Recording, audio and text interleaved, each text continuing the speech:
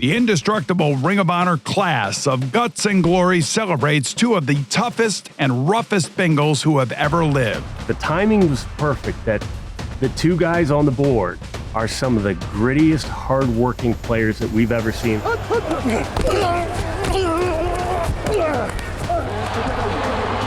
When times were tough, when things were not always perfect, they never quit. This is one of the great rushing efforts in the history of the National Football League. It's a little bit of coincidence, but it's a little bit of that's what we like in Cincinnati.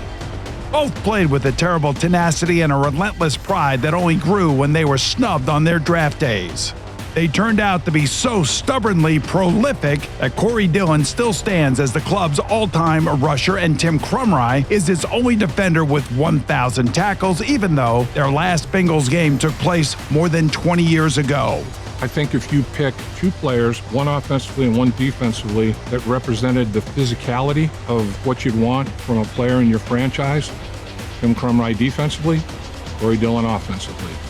Those guys were bad men. The 6'1", 225-pound Dillon ran with a volcanic anger while mastering the most lethal stiff arm of the turn-of-the-century NFL that smashed two of the game's oldest and cherished records. The 6'2", 270-pound Krumrie, one of the shortest and lightest nose tackles of his time, defied scouts and schemes and used the state championship moves from a small-town Wisconsin wrestling mat to become Pro Football Reference's top interior tackler of all time. They did it with punishing, punch-the-clock reliability. Go, Timmy. Be nasty. Gonna kick him, don't worry. In his 7 seasons with the Bengals from 1997 to 2003, Dillon had the 4th most carries in the league and 6 1,000-yard seasons while missing only 5 games. Just his never quit. No matter how bad the season was going, he gave 100% effort every single time, and you couldn't stop him. Corey Dillon, he's giving you that stutter step. If you hesitate before you hit him, you're going to bounce off. Don't be fooled by this man being a halfback. He is strong. Best running back in Bengals history. Beast. No one has played more games in either Cincinnati trench than Krumrie's 188 across a dozen seasons, 96 of which came after suffering a severe injury that even his surgeons were astonished by his comeback. The injury on the Bengals' 7th defensive snap of Super Bowl 23 ended his greatest season. It looks bad, man. It looks... A nose tackle that had his leg dangling in the Super Bowl and they said would never play again. He started the next year. He was going to play and be out there for every play. Despite playing in a 3-4 scheme where the nose tackle is asked to consume 2 gaps while leaving the ball carriers to someone else, Krumrie roamed far and wide for 152 combined tackles and his first of 2 Pro Bowls. It is still the Pro Football Reference single-season record for combined tackles by an interior lineman, tied the next season by Tony Casillas. While Krumrie set records with his splendid obscurity on the defensive line, Dillon did it in historic headlines when he chased down 2 icons. First went Jim Brown's 40-year-old rookie rushing record. When the Oilers have everybody at the line of scrimmage, they don't want him to break it. He just did. Corey Dillon. He gets a standing ovation, the smile on the face of Mike Brown. On a surreal lit December night, Dillon bullied Riverfront Stadium's AstroTurf for 246 yards and shoved the Tennessee Oilers nickname into mothballs for good measure. He was electric that game. I mean, when we drafted him, this is what we saw. We saw this type of player, and so he was out to prove to people, not only the fans in Cincinnati, but to the people throughout the league, that he was legit. Corey Dillon is just eating up the number 3 rushing defense in the NFL. I was proud. I was proud as a fan. My grandfather, who was a Browns fan, kind of, joked around a little bit, and I got to give a little back to my grandpa, like, yeah, that's our guy. That's Corey Dillon. Then Dillon blasted through the 23-year-old Walter Payton held record when he mowed through the grass and the Denver Broncos with 278 yards that gifted the Bengals their first ever victory at Paycor Stadium. The Denver game, man, I don't know. I was just in the zone. Dude, we were scrapping hard just to get our first win of the season, man. Corey Dillon just busts open this defense. This is like men against boys, the way he's ripping this Bronco defense open. Unbelievable. He just wore them down. They didn't want to tackle it because when they saw that big man coming at them and that determination in his face, they didn't want any part of that. He didn't run to you, he ran through you. This is what you want in a great runner. That legendary afternoon, October 22nd, 2000, serves as a microcosm of his career. He was at the core of those teams. The Bengals offense was held to 2 passes for 14 yards that day, none after the first quarter against Denver's second-ranked run defense. 10 of his carries went for a yard or less, but the kid off the mean streets of Seattle, saddled with the junior college tag, kept getting back up with a fierce chip on his shoulder. Touchdown! 65 yards for Corey Dillon. Behind his fellow Ring of Honor member at right tackle Willie Anderson, Dillon broke touchdown runs of 65 and 41 yards, blowing up Denver's 10-man fronts designed to stop only him. Freaking Denver, go back and look back. They were the NFL's #1 ranked run defense, and he shredded them.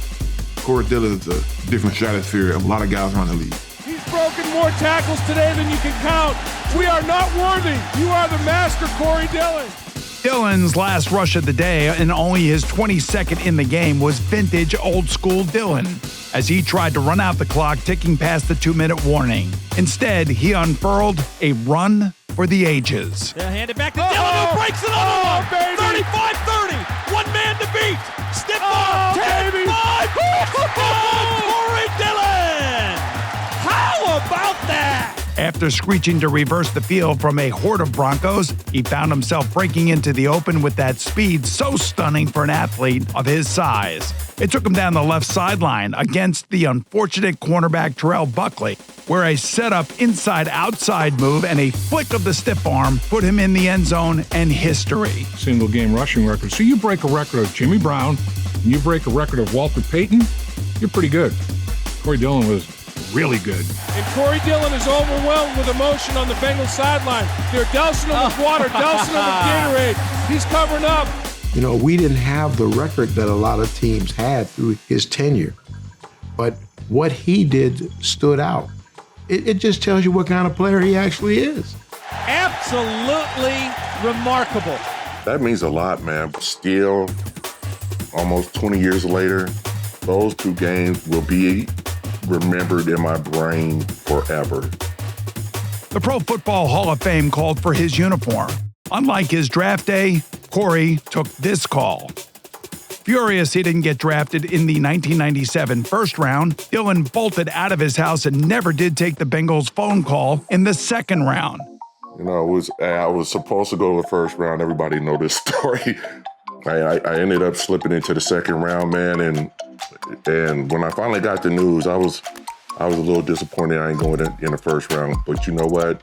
I got that call in the second round, and first thing on my mind was, you know what? I got to go to work. The disappointment ignited a career that has positioned him as a contender to hang his cleats in Canton, boasting 2 of the 13 biggest rushing games in history to go with his Super Bowl ring and 7 1,000-yard seasons. And that's just how he has been, you know, through his whole life. He's a guy he's that underdog, a talented underdog, that's really fought for everything that he's received. His Ring of Honor classmate can relate. In 1983, Krumrie did take the call in the 10th round, but only after taking his motorcycle out for a few spins around Wisconsin to blow off some steam.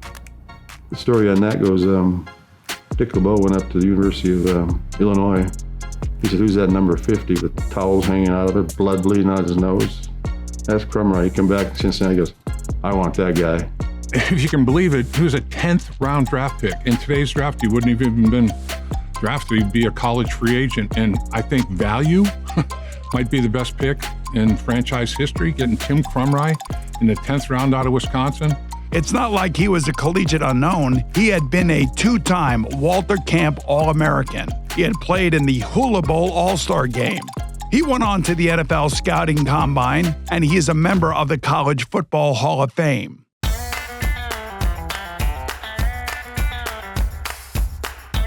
After asking his new head coach, Forrest Gregg, what took you so long, Krumrie wasted no time becoming a Bengals folk hero. His off-the-field cowboy hat and boots matched his Wild West play and rugged rebellion against the experts.